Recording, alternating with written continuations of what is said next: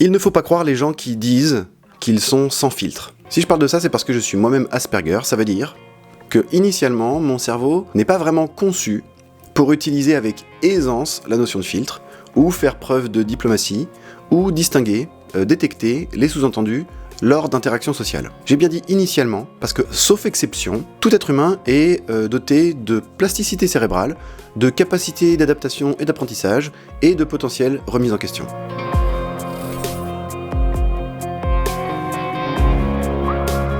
Vincent Mellet pour répondre de manière claire et pratique aux questions qu'on peut se poser sur l'ostéopathie, la kinésithérapie ou la santé en général. Donc aujourd'hui, je voudrais parler d'un fléau qui s'appelle l'autocensure. À l'heure actuelle, moi, je parle de santé sur les réseaux sociaux, de la télévision aux journaux, aux réseaux sociaux.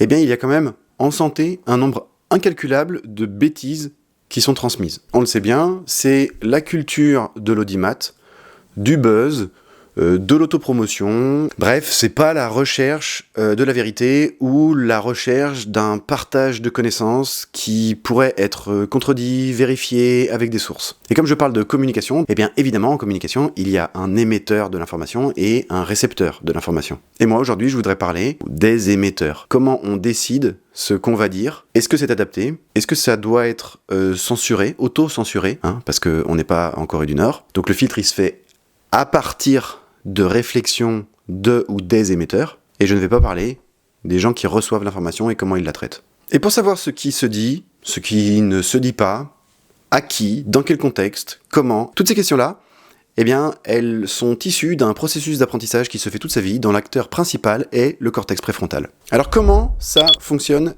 les filtres? Le cortex préfrontal, entre autres, il n'est pas seul, s'occupe de ce qu'on appelle les fonctions exécutives, des fonctions de contrôle. Et ces fonctions de contrôle permettent de ne pas se comporter de façon réflexe, intuitive, stéréotypée dans des circonstances qui ne le permettent pas, mais plutôt de façon volontaire par rapport aux besoins de l'individu en fonction des contraintes de l'environnement. Alors ces fonctions exécutives, c'est quoi?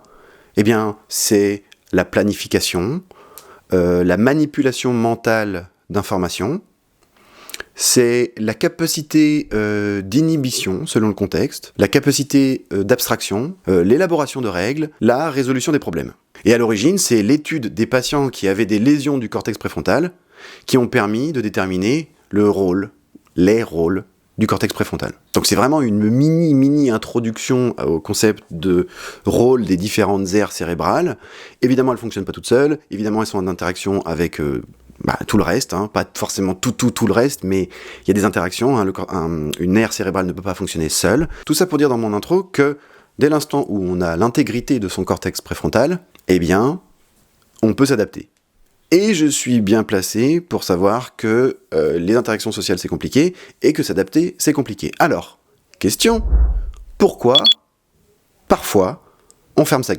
Je vois comme raison à l'autocensure 3 types de peurs. On ne se censure pas par grand plaisir. La toute première peur qui pourrait être à l'origine de l'autocensure, eh bien à mes yeux c'est naturellement la peur du plus fort. Et dans le plus fort, il y a 2 types de plus fort. Le premier plus fort, eh bien c'est l'autorité supérieure de la société, c'est-à-dire la loi. C'est la loi qui fixe certaines limites de ce qu'on peut faire ou pas faire, selon les personnes, selon les contextes, selon ses besoins. Et cette loi, elle est nécessaire pour que la société fonctionne au mieux, avec le moins d'anarchie possible, parce que dès qu'il y a de l'anarchie, il y a de la violence. Et c'est pas ce qu'on veut dans une société. Mais il y a un deuxième type de plus fort, entre guillemets. Il y a un autre plus fort qui ne représente pas la loi, mais qui est celui qu'on entend le plus. Et là, il y a 2 sous-types dans celui qu'on entend le plus, soit celui qui est le plus influent, donc quelqu'un qui a des millions d'abonnés, ou quelqu'un qui a énormément de responsabilités, qui est très connu, qui est très écouté, etc. Ou alors le peuple, donc l'opinion publique, c'est ce qu'on appelle parfois le tribunal populaire. Traduction, quand on s'autocensure par peur du plus fort, sans que ce soit la loi, et que c'est le tribunal populaire dont on a peur, c'est qu'on a peur que le tribunal populaire, que le monde, que l'opinion publique se disent que ce qu'on dit, eh bien c'est immoral, ou inadmissible, ou inconcevable, etc. C'est la grande différence entre ce que la loi permet et ce que le peuple permet. Et autant la loi sanctionne par une peine si vous êtes dans l'illégalité, et ensuite on passe à autre chose, on purge sa peine et on passe à autre chose, que le problème du peuple, c'est que il a la possibilité de fermer des portes en vous collant une réputation de merde. Et là, ça devient pervers parce que ça vous suit. On arrive donc à la deuxième peur qui est source d'autocensure. Eh bien, c'est la peur des étiquettes. Et avoir une étiquette collée sur le front, eh bien, il y a un risque que ça perdure et qu'on ne puisse pas s'en libérer parce que Internet, eh ben, c'est pas Las Vegas.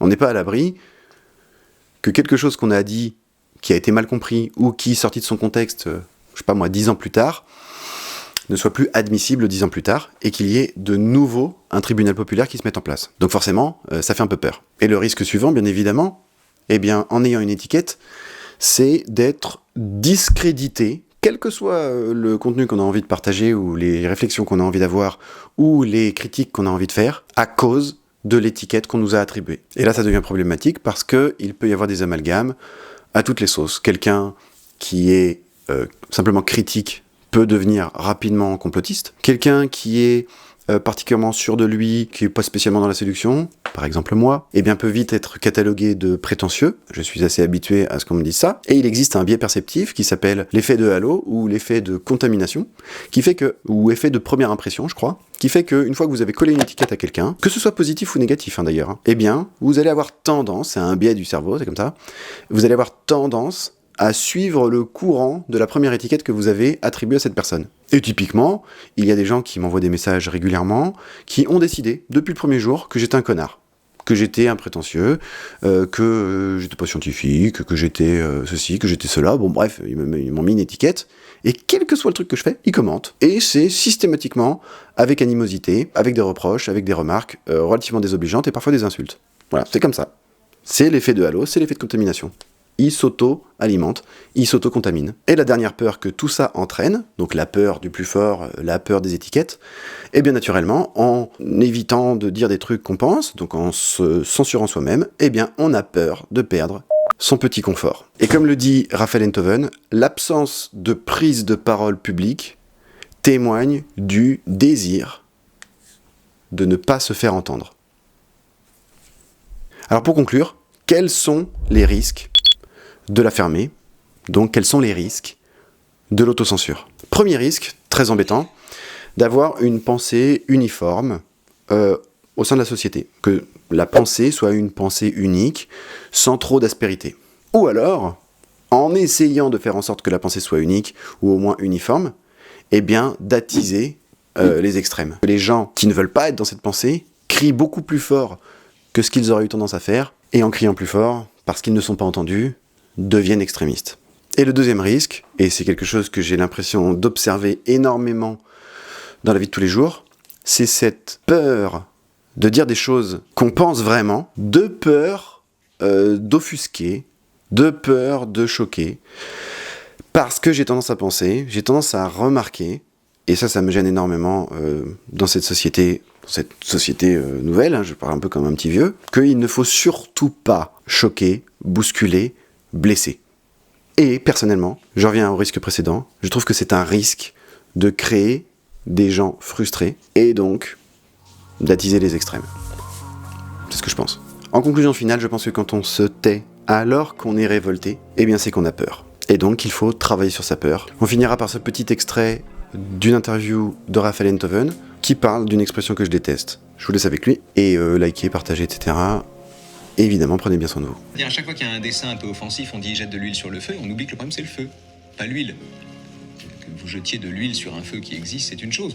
Le problème, c'est le feu. Ce qu'il faut combattre, c'est le feu. Et on ne combat pas le feu quand on s'en prend aux gens qui jettent de l'huile dessus. C'est-à-dire qu'il n'y a aucune raison de ne pas aborder des sujets qui fâchent. Voilà.